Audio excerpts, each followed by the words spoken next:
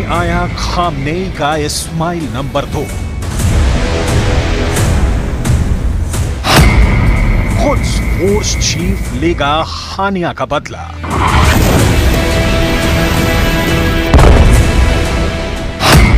Hamas से जंग लड़ रहे इजरायल को असल चैलेंज वॉर जोन से दूर मिल रहा है।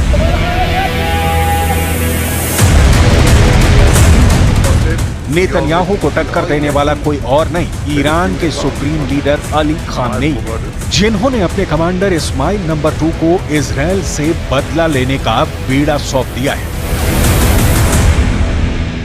कौन है ये इस्माइल नंबर 2? इस्माइल कानी को क्यों कासिम सुलेमानी से बड़ा पावरफुल और खूंखार बताया जा रहा है? क्या नेतन्याहू और मोसाद एजेंट के रेडार पर पहले कभी नहीं आया खामनेई का इस्माइल नंबर 2? पूरे इजरायल फोर्स में खामनेई के इस लड़ाके के नाम की दहशत है। इस्माइल नंबर 2 का पूरा नाम इस्माइल कानी है। नसरल्ला से भी ज्यादा शातिर दिमाग और खुराफाती खोपड़ी वाला ये टॉप कमांडर नेतन्याहू के नाम बारूदी लेटर भी लिख चुका है।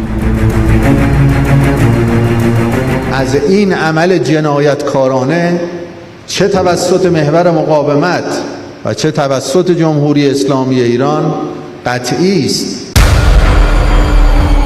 क्या है वो पैगाम जाने उससे पहले लाल सागर से उठता बारूदी धुआं और यमन में इजरायल के खिलाफ मोर्चा खोल रही इस भीड़ को देखिए। लाल सागर में हूथी विद्रोहियों ने ग्रीस के शिप को मिसाइल धमाके से उड़ा दिया।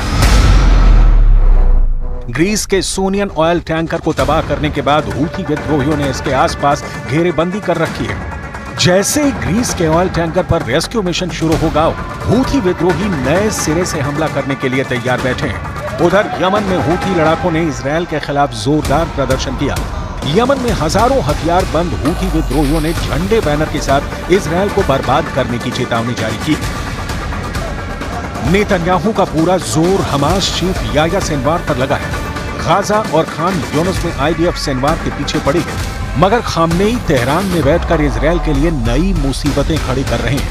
ईरान के सुप्रीम लीडर का वॉर प्लान इजरायल से 4 कदम आगे का है। पहले हिजबुल्लाह के हाथों इजरायल को दहलाया गया, नसरल्ला को वॉर जोन में लाया गया, हूथियों से हमले करवाकर इजरायल को भटकाया गया और अब इजरायल के सामने मौत की शक्ल में आ खड़ा हुआ इस्माइल नंबर 2। इस्माइल 2 का नाम नेतन्याहू के लिए अब शक्ल साबित हुआ है। वजह उनकी कैबिनेट मीटिंग में रक्षा मंत्री गैलेंट से उनकी तू मैं कही जा रही है। बेंजामिन नेतन्याहू और रक्षा मंत्री यो गैलेंट के बीच जमकर बहस हुई है।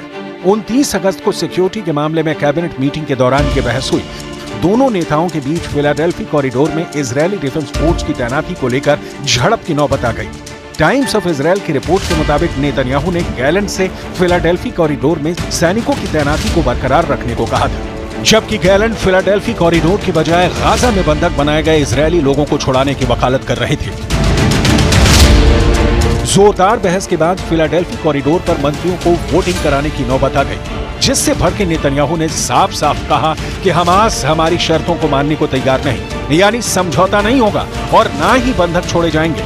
उधर फिलाडेल्फी कॉरिडोर में इजरायली सैनिकों की तैनाती पर मिस्र भी भड़का हुआ है। फिलाडेल्फी कॉरिडोर गाजा और मिस्र बॉर्डर पर 14 किलोमीटर लंबा इलाका है। इसे सलाह अल दीन कॉरिडोर भी कहा जाता है। मिस्र और इजरायल के बीच 1979 के कैंप डेविड शांति समझौते के तहत इसे बफर जोन रखा गया। फिलाडेल्फी कॉरिडोर का इस्तेमाल इजरायल सप्लाई रूट की तरह करता है। वहीं हमास लड़ाकों पर इस कॉरिडोर के जरिए हथियारों के स्मगलिंग के आरोप लगते हैं।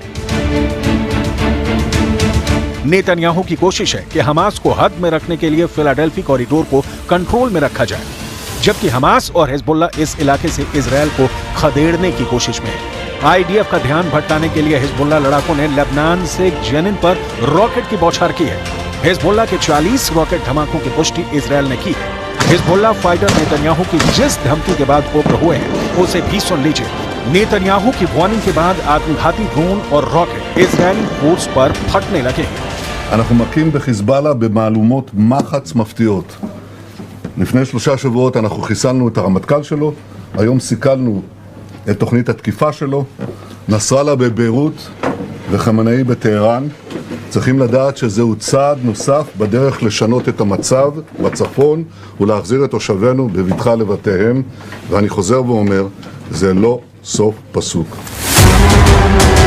नेतन्याहू ने जिस जंग को खत्म न करने का ऐलान किया, उसका सबसे खूंखार लड़ाका अब सामने आया है। ये ईरान के सुप्रीम लीडर अली खामनेई का सबसे भरोसेमंद टॉप कमांडर इस्माइल कानी है। इस्माइल कानी ईरान के उस फोर्स का सुप्रीम कमांडर है जिसका चीफ कभी कासिम सुलेमानी था।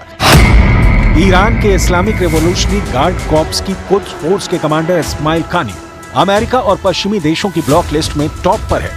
इस्माइल कानी ने ईरान इराक युद्ध में 5वीं नस्र ब्रिगेड और 21वीं इमाम रजा आर्मर्ड ब्रिगेड को लीड किया था। 1981 में इजराइल कानी ने तेहरान की इमाम अली ऑफिसर्स एकेडमी सैन्य प्रशिक्षण लेने के बाद कुछ फोर्स ज्वाइन की। IRGC जनरल सुलेमानी ने इस्माइल कानी को 41वीं थरल्ला डिवीजन का कमांडर बनाया था। थरल्ला कमांडर रहते हुए इस्माइल कानी ने अफगानिस्तान, तुर्कमेनिस्तान और पाकिस्तान बॉर्डर की रखवाली की थी। साल 1997 में कानी को कुछ फोर्स का डिप्टी कमांडर बनाया गया। जनरल कासिम सुलेमानी की मौत के बाद खामनेई ने इस्माइल कानी को कुछ फोर्स का चीफ बनाया। इस्माइल कानी पर खामनेई को सबसे ज्यादा भरोसा है। इजराइल से बदला लेने के लिए कानी ने जो पैगाम भेजा है, उससे मेजर जनरल मोहम्मद बाघेरी की जुबानी सुन लीजिए। جمهوری اسلامی ایران در بازی‌های تحریکات رسانه‌ای و غیر آن نمی‌افتد و خود نسبت به چگونگی و زمان اقدام انقلابی خود تصمیم خواهد گرفت.